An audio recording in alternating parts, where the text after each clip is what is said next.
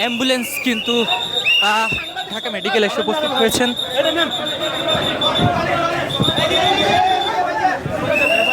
এবং এই দিক থেকে রোগী কিন্তু নামানো হচ্ছে।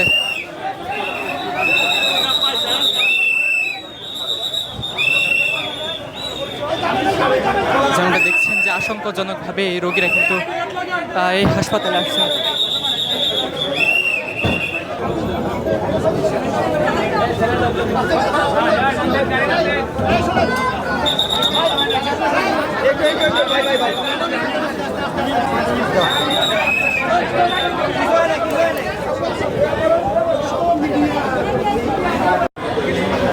দর্শক, আমরা এই মুহূর্তে অবস্থান করছি জাতীয় বান ইনস্টিটিউটের জরুরি বিভাগের সামনে।